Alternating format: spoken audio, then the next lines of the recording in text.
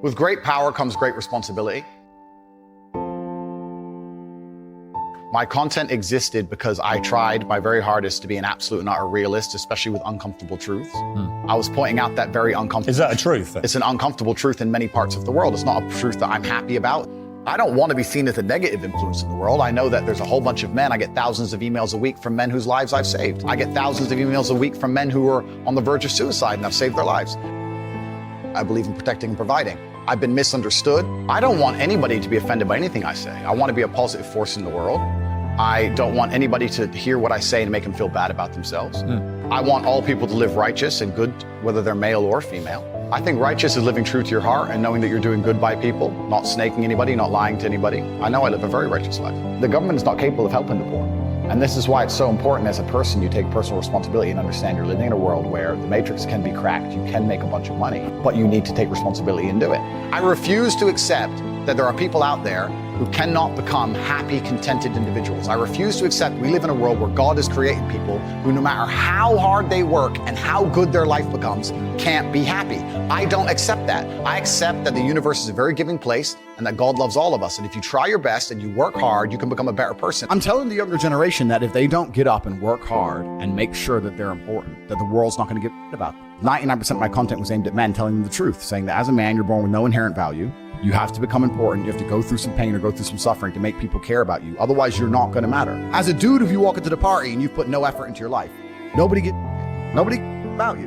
And every man out here knows. And one of the great things about the masculine journey and masculinity is that we've all lived a semi-similar story.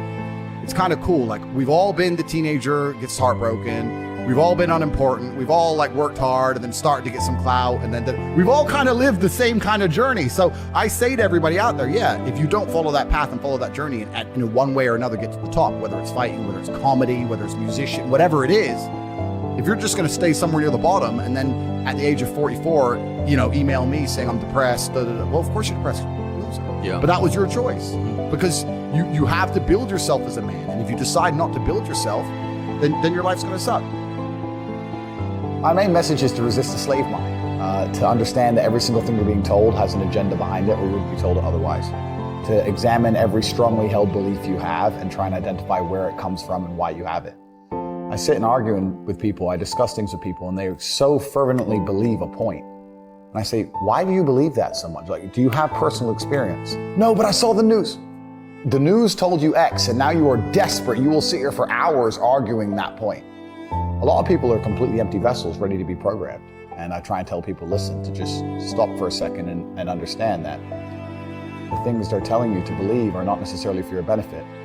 The people who make the rules don't make the rules for the benefit of everybody. They make the rules for the benefit of the people who make the rules of the game. So telling people to resist a slave mind and just be critical thinkers, keep their brain open, pay attention to things, be perspicacious, that's the general theme. And it doesn't matter whether you're left, right, liberal, man, woman, etc. It's just think for yourself. That's the general message. I believe men and women are a beautiful union. I think we're slightly different, but when we work together, we're the most powerful force in the world. And I certainly believe that men and women, when they work together, is the most beautiful force on the planet. So of course I believe in men and women. Of course I believe in love. Of course I believe in marriage. Of course I believe in family. Okay. I believe in marriage in the traditional sense. I believe a man has a duty to stand up and be a real man. I believe that the problem with the world today that we are facing is that not enough men are sticking to the age-old ways of masculinity. I believe that me standing up and saying a man must protect a woman and provide for her, so he needs to make sure that she's safe. He needs a degree of authority. I believe women are sovereign individuals and they can make any choice they so desire.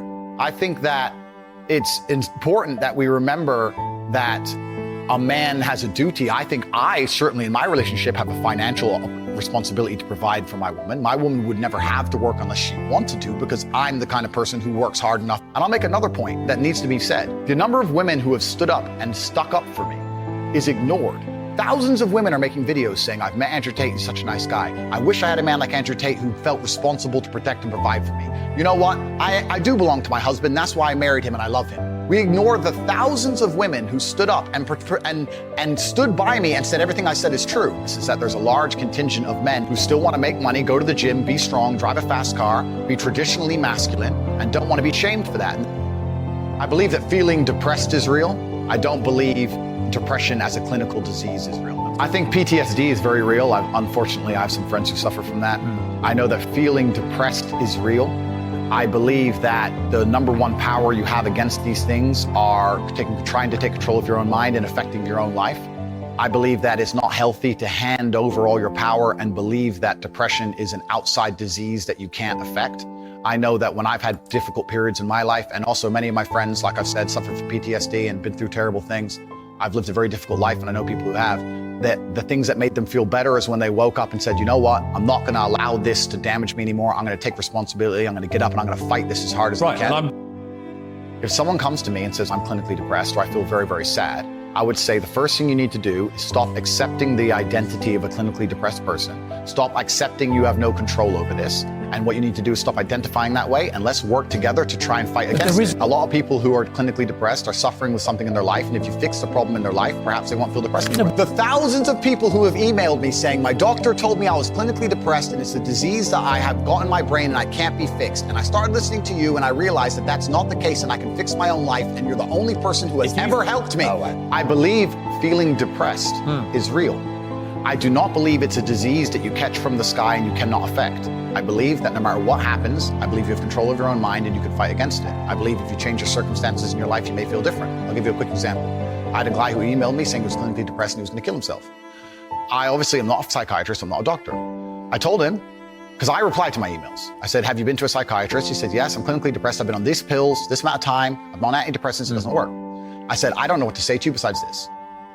And he said he lost his girlfriend, that's why I became clinically depressed. I said, listen, go to the gym, get a six-pack first. Once you've got a six-pack, email me again. If you still feel like killing yourself, I don't know what else to say to you. I'd say, strong body is a strong mind, go train. He went, he started sending me progress pictures, emailing me him getting in better shape, and eventually got a six-pack. He's now a professional bodybuilder. And he said, I can't believe I was considering that. I feel so much better, etc. The doctor was telling him he was clinically depressed and couldn't cure it.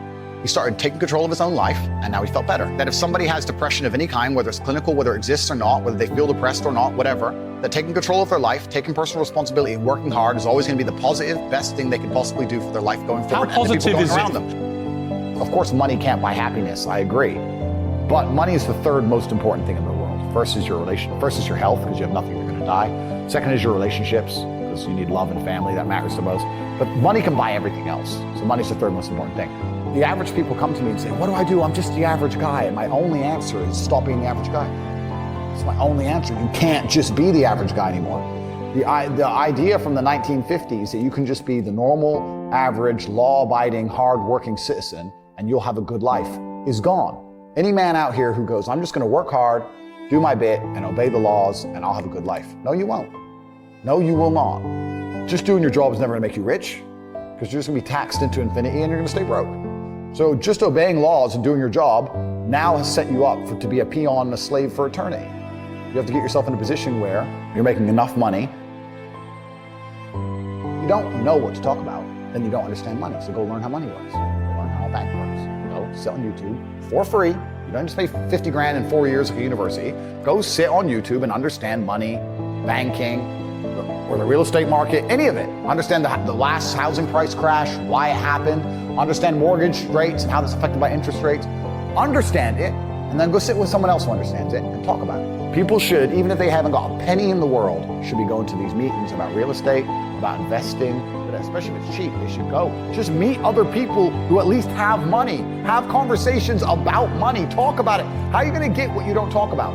And yes, the cycle of precipitation, right? So a cloud comes, it rains, it falls down to the ground, it goes under the ground, whatever, goes into a stream, it moves into the stream, goes to the ocean, evaporates again up to a cloud, floats somewhere else, falls down again. It's always moving. That's how money is. People think that money is in these large, stagnant pools hidden in people's bank accounts. That's not really true. Money is constantly moving all the time. And if you can find a way to get in between it and stand in the right place at the right time, you're gonna get wet. I think that's the new modern way to view the world. It's an attention economy. It doesn't matter what you do. If you're getting attention, you'll make money. One habit that people need to adopt, and this is a habit I had for a very long time, and I've actually recently cleared it from my brain because I've reached a point where peace of mind is worth more than money. But every single time money is spent, you need to identify how your money was taken from you. And I say taken because money can't be made. Money is taken. Because the only people who can make money are the governments. If you're a government, you can make money. You can print it from there, or a bank. But if you're a person, you're not making money. You're convincing other people to give it to you. You're taking money from others. So every single time you spend money on anything, you need to identify how it was taken from you. When you go and buy a coffee, don't just go buy the coffee and sit down. Sit and say, why did I buy this coffee? Okay, I really want coffee. Yeah. But then why did I go into this store and not that store? Is it better advertising? Does it have less of a line? Do they have seating? How did they convince me to come in here? How much did this coffee cost? £6. What's the profit margin on that? Probably £5.50, £5.80 probably by the time. The cup probably costs more than the coffee. The coffee is just water. How did they convince me to spend £6 in this place? And when you sit there and analyze, and you all start to learn little lessons about business, you'll learn about the importance of the signage. You'll learn about the importance of there being no queue.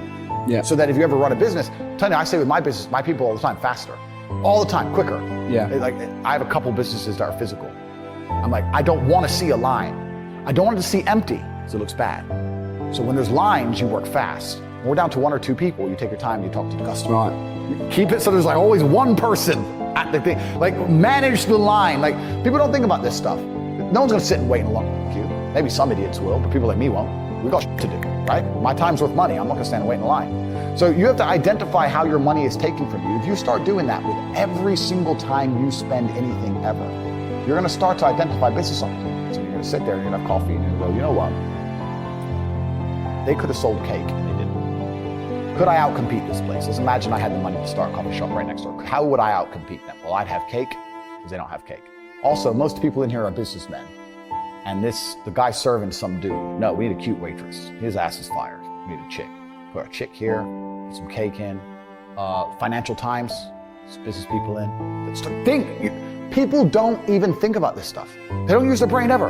They don't ever look around and realize how they're spending their money. They don't look around and look at which businesses are successful. They don't look around and pay attention to anything. They don't look at the world and all the things that are happening and how it can benefit them. None of it. They don't look at any of it. They're too busy following the circus. That's why it's clown world.